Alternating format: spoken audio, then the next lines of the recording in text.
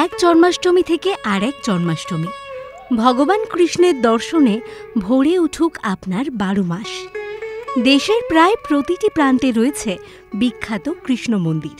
সেখানে কোথাও রয়েছে শ্রীকৃষ্ণের পায়ের ছাপ, কোথাও রয়েছে তাঁর হৃদয়। এমনকি এমন মন্দিরও আছে যে মন্দিরে প্রতি রাতে ফিরে আসেন ব্রজের ঈশ্বর। প্রতি মাসে দেশের এই কৃষ্ণতীর্থগুলি দর্শনে এক অসাধারণ আধ্যাত্মিক অভিজ্ঞতার সাক্ষী হবেন আপনি।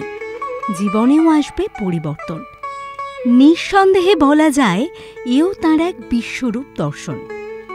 এই বছর 16ই অগস্ট কৃষ্ণ জন্মাষ্টমী উৎসব উদযাপিত হবে। মথুরা, বৃন্দাবন, গুজরাট এবং কেরালার মতো জায়গায় জন্মাষ্টমী উৎসবের এক অপূর্ব দৃশ্য দেখা যায়। নবদ্বীপ বা পুরীর জগন্নাথ মন্দির তো আছেই আপনার ঘরের কাছের গন্তব্য। আসুন এবার আপনাদের বলি দেশের এই বিখ্যাত মন্দিরগুলির কথা, যা সারা বিশ্বে বিখ্যাত। আপনি আপনার ভ্রমণ শুরু করতে পারেন বৃন্দাবনের সবচেয়ে রহস্যময় কৃষ্ণ মন্দির দিয়ে। বৃন্দাবনের গোপীনাথ বাগে নিধিবনে শ্রীরাধা এবং সখীদের সঙ্গে রাস উৎসবে মেতেছিলেন শ্রীকৃষ্ণ। এখানেই অবস্থিত নিধিবন মন্দির। এই মন্দিরে রয়েছে কোষ্ঠী পাথরের তৈরি কৃষ্ণের মূর্তি। এটি বাঁকে বিহারী মন্দির, মুরলীধর মন্দির, লীলাধর মন্দির নামেও পরিচিত। বৃন্দাবনের পর্যটকদের কাছে অন্যতম প্রধান আকর্ষণ এই নিধিবন মন্দির। লোকের বিশ্বাস প্রতি রাতে কৃষ্ণ ফিরে আসেন এই মন্দিরে। বন তুলসী গাছে ঢাকা মন্দিরের ভিতরে রয়েছে রংমহল। সন্ধ্যা আরতির পর মন্দিরের সেবায়েত এবং পুরোহিতরা প্রতিদিন নিম ডাল, শাড়ি, চুড়ি, পান পাতা, মিষ্টি, জলপাত্র রেখে আসেন। সকালে দ্বার খোলার পর দেখে মনে হয় সেসব কেউ ব্যবহার করেছে। সন্ধ্যা আরতির পর মন্দির চত্বরে আর কেউ থাকতে পারে না। ভক্ত কিংবা পূজারী সন্ধ্যের পর মন্দিরে থাকার অধিকারও নেই কারোর। আশ্চর্যজনকভাবে মন্দিরের আশেপাশের গাছের শাখা সবই নিম্নমুখী। মানুষের বিশ্বাস কৃষ্ণপ্রেমেই গাছের শাখা প্রশাখা নতমুখী। এই গাছগুলোই গোপিনীতে পরিবর্তিত হয়ে যায়। বৃন্দাবনে রয়েছে আরও এক বিখ্যাত মন্দির, শ্রী শ্রী কৃষ্ণ বলরাম মন্দির, যাকে ইস্কন বৃন্দাবনও বলা হয়। এটি বিশ্বের অন্যতম প্রধান ইস্কন মন্দির। স্থানীয় মানুষজন আবার এই মন্দিরকে আংরেজ মন্দিরও বলেন। প্রধান দেবতা কৃষ্ণ বলরাম, রাধা শ্যামসুন্দর আর গৌর নিতাই। এই মন্দিরগুলো ছাড়াও বৃন্দাবনে আরও 7টি উল্লেখযোগ্য মন্দির রয়েছে। সেগুলি হল শ্রী রাধা দামোদর মন্দির, রাধা মদন মোহন মন্দির, রাধা গোকুলানন্দ মন্দির, রাধারমণ মন্দির, রাধা গোবিন্দ মন্দির, রাধা গোপীনাথ মন্দির এবং রাধা শ্যাম সুন্দর মন্দির। ভক্তদের বিশ্বাস অনুসারে রাধা দামোদর মন্দিরের 4 পরিক্রমা গোবর্ধন পর্বত পরিক্রমার সমান। শ্রী রাধা দামোদর মন্দিরটিতে গিরিরাজ শিলাও রয়েছে। শিলাখণ্ডে রয়েছে কৃষ্ণের পায়ের ছাপ। লোকবিশ্বাস কৃষ্ণ স্বয়ং সনাতন গোস্বামীকে এই পদচিহ্ন দিয়েছিলেন। মন্দির প্রাঙ্গণে রূপ গোস্বামী সমাধি এবং জীব গোস্বামী সমাধি সহ অনেক গৌড়ীয় সাধকের সমাধিও রয়েছে। মন্দিরে ভগবান শ্রীকৃষ্ণের উদ্দেশ্যে দিনে 5 বার ভোগ পরিবেশন করা হয়। প্রত্যেক বছর শারদ পূর্ণিমা, গোবর্ধন পুজো, গোপাষ্টমী, হোলি, শ্রী গৌর পূর্ণিমা, চন্দন যাত্রা, শ্রী রাধা দামোদর উৎসব ছাড়াও বহু ধর্মীয় অনুষ্ঠান পালন করা হয় এই মন্দিরে। মথুরার বিখ্যাত মন্দির প্রেম মন্দির ভারতের উত্তরপ্রদেশ রাজ্যের মথুরা জেলার কাছে অবস্থিত। রাধা কৃষ্ণের চিরন্তন প্রেমের উদযাপনে জগৎগুরু কৃপালু মহারাজ ভগবান মন্দিরটি নির্মাণ করেছিলেন। জন্মাষ্টমী ও রাধাষ্টমীতে দেশের নানান প্রান্ত থেকে ভক্তরা আসেন এই মন্দিরে। কৃষ্ণ রাধার লীলাভূমি বৃন্দাবন মথুরা দর্শন করে আপনি পাড়ি দিতে পারেন চৈতন্যভূমি বাংলার নবদ্বীপে। নবদ্বীপে কৃষ্ণ ও চৈতন্য একসাথে বিরাজমান। চৈতন্য মহাপ্রভুর জন্মস্থান মন্দির, বিষ্ণুপ্রিয়া দেবীর জন্মস্থান, বড় আকরা, শ্রীবাস অঙ্গন সব একসঙ্গে দর্শন করতে পারবেন এখানে। শ্রাবণ মাসে জন্মাষ্টমীর ঠিক আগেই নবদ্বীপে অনুষ্ঠিত হয় 14 দিনের এই ঝুলন উৎসব। এই ঝুলন উৎসবকে বলা হয় হিন্দোলা উৎসব। এই 14 দিন রাধারানী বাবার বাড়িতে আসেন।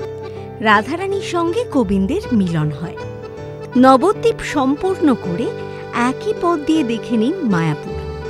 ইস্কন প্রতিষ্ঠিত চন্দ্রোদয় মন্দিরটি মায়াপুরের প্রধান আকর্ষণ।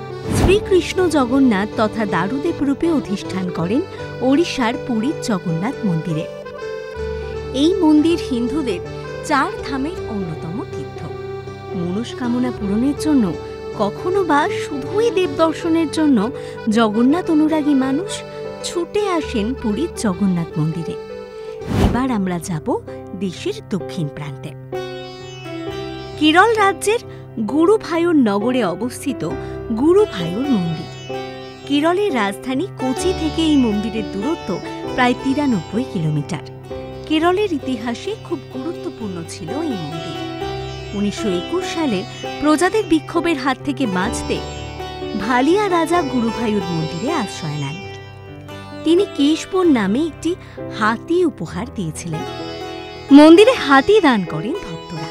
মন্দিরে প্রবেশ করার আগে ভক্তদের কিছু নিয়মাবলী অনুসরণ করে চলতে হয়। পুরুষদের মালাবার ধুতি, উত্তরীয় পরতে হবে, আর মহিলাদের শাড়ি বাধ্যতামূলক।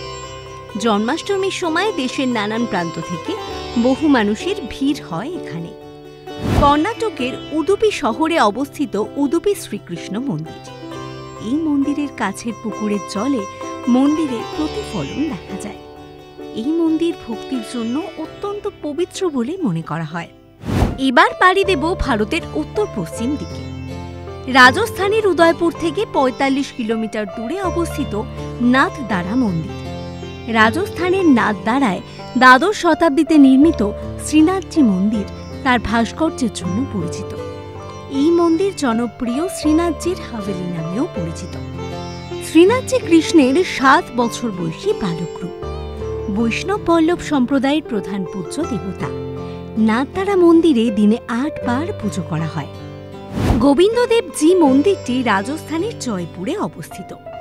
মন্দিরে সারা বছরই ভক্তদের ভিড় দেখতে পাওয়া যায়, কিন্তু জন্মাষ্টমীর সময় ভগবান গোবিন্দজিকে গয়না ও সুন্দর পোশাক দিয়ে সাজানো হয়। ভগবানের এই অপূর্ব রূপ দেখতে আসাই যেতে পারে এখানে। বিশ্বের সবচেয়ে প্রশস্ত একক স্প্যান আরসিসি ফ্ল্যাট ছাদ রয়েছে এই মন্দিরে। সেই কারণে গিনেস বুক অফ ওয়ার্ল্ড রেকর্ডে স্থান পেয়েছে এই গোবিন্দদেবজি মন্দির। এই মন্দিরকে কনক বৃন্দাবনও বলা হয়ে থাকে।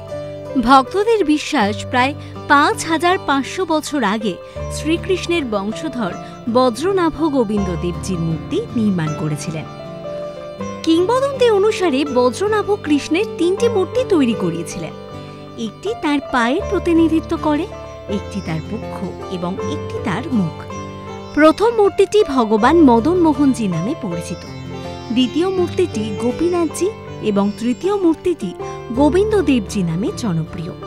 হিন্দুদের 4 ধামের পবিত্র 4 মন্দিরের মধ্যে অন্যতম দ্বারকাধীশ মন্দির। গুজরাটের দ্বারকায় গোমতী নদীর তীরে এই প্রাচীন মন্দিরটি প্রায় 2500 বছর আগে তৈরি হয়েছিল। দ্বারকাধীশ অর্থাৎ দ্বারকার যিনি রাজা বা অধিপতি। দ্বারকাধীশ মন্দিরে কৃষ্ণ পূজিত হন রাজা হিসাবে। হিন্দুদের বিশ্বাস, ভগবান শ্রীকৃষ্ণের নাতি বজ্রনাভ এই মন্দিরটি তৈরি করেছিলেন। এই মন্দির জগৎ মন্দির নামেও পরিচিত।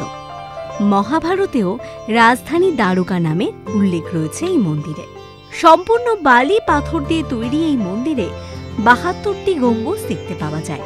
মন্দিরে 2 দরজা। মূল প্রবেশপথকে বলা হয় মুখ্যদ্বার। বেরোনোর পথ হল স্বর্গদ্বার। মন্দিরের মাথায় একটি ত্রিকোণ পতাকায় আঁকা রয়েছে একটি চাঁদ ও সূর্যের চিহ্ন। দিনে 4 বার পরিবর্তিত হয় পতাকা। প্রত্যেক বছর জন্মাষ্টমীর সময় সেজে ওঠে দ্বারকাধীশ মন্দির। পৃথিবীর সর্বত্রই কৃষ্ণের পাশে জায়গা শুধু শ্রীরাধার, কিন্তু এই ভারতবর্ষেই এমন একটি মাত্র মন্দির রয়েছে যেখানে কৃষ্ণের পাশে দেখা যায় মীরাকে। রাজস্থানের আমের জেলায় অবস্থিত বিখ্যাত জগৎ শিরোমণি মন্দিরে মন্দিরটি মহারাজা মান সিংহের প্রথম স্ত্রী মহারানী কঙ্কাবতী তাঁর পুত্র জগৎ সিংহের স্মরণে তৈরি করেছিলেন। স্থানীয় বাসিন্দাদের মতে এই মন্দিরে কৃষ্ণ বিগ্রহকেই মীরাবাই পুজো করতেন। জন্মাষ্টমী উপলক্ষে দূর দূরান্ত থেকে কৃষ্ণের ও মীরার অনুগামীরা এখানে ভিড় জমান। 12 মাসে 12টি কৃষ্ণ মন্দির দর্শন সমাপ্ত হতে পারে এই মন্দির দর্শন করে।